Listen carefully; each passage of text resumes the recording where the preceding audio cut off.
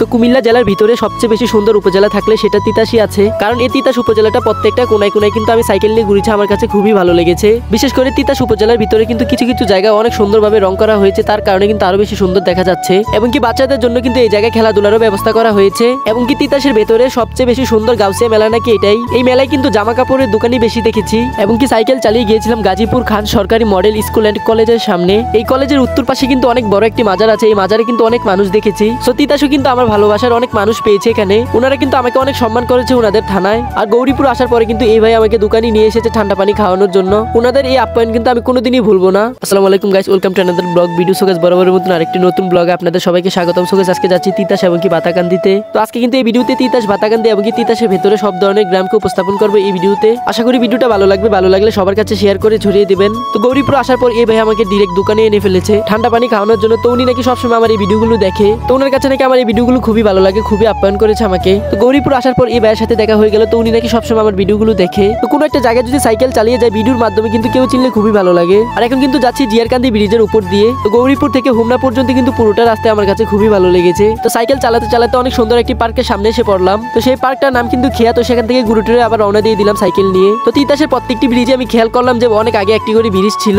সেই ব্রিজগুলো কিন্তু পুরনো হয়ে গিয়েছে, তার কারণে কিন্তু সেই ব্রিজগুলোকে ভেঙে নতুন নতুন করে ব্রিজ দেওয়া হয়েছে। তো অল্প সামনে গিয়ে দেখলাম যে অনেক বন্ধু বান্ধব মিলে টিকিট খেলতেছে রাস্তার সাথেই। এই পরিবেশে কিন্তু টিকিট খেলার অনুভূতিটাই আলাদা। তো গৌরীপুর থেকে বাতাকান্দি পর্যন্ত কিন্তু অনেকগুলো ব্রিজ পড়ে, প্রত্যেকটা ব্রিজই কিন্তু আমার কাছে খুবই সুন্দর লেগেছে। তো ছোট্ট একটি স্ট্যান্ডের সামনে এসে পড়লাম। তো এই স্ট্যান্ডটার নাম কিন্তু আমি জানি না, কমেন্টে জানিয়ে দিবেন এই স্ট্যান্ডটা কোথায়। অল্প সামনে গিয়ে দেখলাম যে অনেক সুন্দর একটি বাড়ি, কিছুদিন ধরে কিন্তু অনেক জায়গায় গ্রামে অনেক সুন্দর সুন্দর বাড়ি দেওয়া হচ্ছে। আর এটা কিন্তু তিতাসের ডায়াবেটিস হসপিটাল, আর এই হসপিটালটা কিন্তু রাস্তার সাথেই। রাস্তা ভালো হলে কিন্তু সব গাড়ি অনেক দ্রুত গতিতে চালায়। তো এখন কিন্তু এসেছি বন্দরামপুর সবুজবাগ আল নূর জামি মসজিদের সামনে। তো অনেকক্ষণ সময় সাইকেল চালিয়েছে, তো ভাবছি এখান থেকে হাত পা ধুয়ে আবার সাইকেল নিয়ে রওনা দিব। তো অল্প সামনে গিয়ে আমার দুইজন ভিউয়ার্স পেয়ে গেলাম। তো ওনারা কিন্তু মোটর সাইকেল দিয়ে চলে যাচ্ছিল, তো আমাকে দেখে আবার মোটর সাইকেল ঘুরিয়ে আমাকে দেখার জন্য এখানে এসেছে। আর এটা কিন্তু বন্দরামপুর স্টেশন বা বাজার। কয়েকদিন ধরে যে অ্যাপসটিতে আমি ভিডিও করতেছি, অ্যাপসটি কিন্তু খুবই সমস্যা দিচ্ছে, কারণ প্রায় সময় দেখা যায় যে ভয়েস দিলে ভয়েসটাকে কেটে দেয়। সো আমি কিন্তু ক্যাপকাট দিয়ে এডিটিং করি, তো এই সমস্যাটা কেন দিচ্ছে কমেন্টে জানিয়ে দিবেন। আর এটা কিন্তু তিতাসের সবচেয়ে বড় গাউসিয়া মার্কেট, এখানে কিন্তু জামা কাপড়ের দোকানগুলো একটু বেশিরভাগই দেখেছি। তো অবশেষে কিন্তু সাইকেল চালাতে চালাতে তিতাসের উপজেলা পরিষদের সামনে এসে পড়েছি।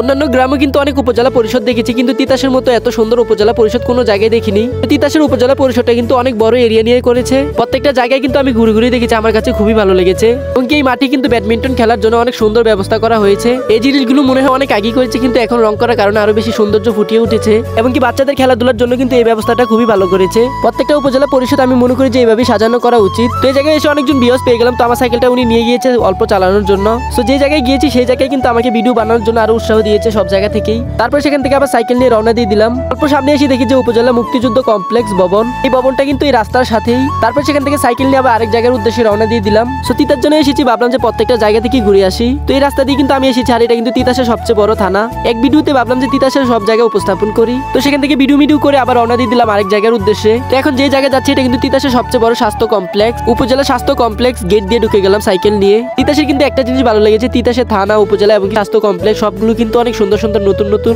স্বাস্থ্য কমপ্লেক্সটা কিন্তু কম সুন্দর না, প্রত্যেকটা জায়গায় ঘুরে ঘুরে দেখলাম স্বাস্থ্য কমপ্লেক্সের। তো উপজেলা স্বাস্থ্য কমপ্লেক্সের ভিতরে কিন্তু একটি মসজিদ আছে। তো সেখান থেকে ঘুরে টুরে আবার রওনা দিয়ে দিলাম বাতাকান্দির উদ্দেশ্যে। তো এই গ্রামটার নাম কিন্তু গাজীপুর। তো এখন কিন্তু আছি গাজীপুর কলেজের সামনে। তো এই কলেজ মাঠে এসে দেখলাম যে এখানে খেলা চলতেছে। তো এই গাজীপুরের কলেজটি কিন্তু অনেক ভাগে ভাগ করা, কিন্তু কলেজের ভিতর জায়গাটা মনে হয় আরো বেশি সুন্দর, কিন্তু গেটে তালা দিয়ে রেখেছে। তো এই কলেজের এই দেওয়ালগুলোতে কিন্তু পেন্টিং করে নিয়ে এই জায়গাগুলো আরো বেশি সুন্দর দেখা যাচ্ছে। তারপর সেখান থেকে ঘুরে টুরে আবার রওনা দিয়ে দিলাম বাতাকান্দির উদ্দেশ্যে।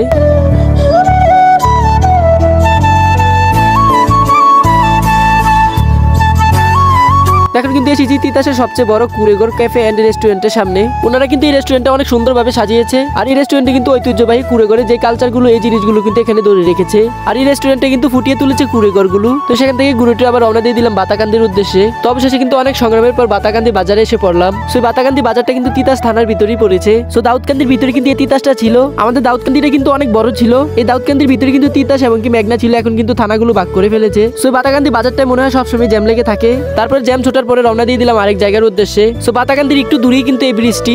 ব্রিজের উপরে উঠে কিন্তু খুবই ভালো লেগেছে, কারণ অনেক কিলোমিটার সাইকেল চালানোর পর অবশেষে একটু জিরালাম। সো এখান থেকে কিন্তু পুরোটা গ্রামের দৃশ্য খুবই সুন্দরভাবে দেখা যাচ্ছে। তো এই নদীতে কিন্তু আজকে দেখলাম যে অনেক পরিমাণে স্রোত দেখা যাচ্ছে। তো ব্রিজ থেকে কিন্তু সূর্যটা খুবই সুন্দর দেখা যাচ্ছে। এই জায়গায় কিন্তু ছবি তুললাম, কিন্তু আমার সাথে কোনো লোককে আসেনি আজকে, তাই সেখানে কোনো ছবি তুলতে পারলাম না। তারপরে বাড়ির উদ্দেশ্যে রওনা দিয়ে দিলাম। সো আমার কিন্তু আরো 11 কিলোমিটার সাইকেল চালাতে হবে। 11 কিলোমিটার সাইকেল চালানোর পর কিন্তু গৌরীপুর গিয়ে পুজবো। সেখান থেকে কিন্তু আমার আবার 10 পাড়া যাওয়া লাগবে। তাই আজকে ভিডিও এখানে সমাপ্ত করেছি। সো আজকে ভিডিও এখানে সমাপ্ত করছি। আমাদের ইন্টারেস্টিং ব্লগ ভিডিও দেখতে আমাদের পেজটাকে ফলো দিয়ে রাখবেন, এমনকি লাইক এমন কমেন্ট করে যাবেন। আসসালামু আলাইকুম। সো নেক্সট টার্গেট কোন গ্রামে গিয়ে ভিডিও করবো সেটা কমেন্টে জানিয়ে দিবেন।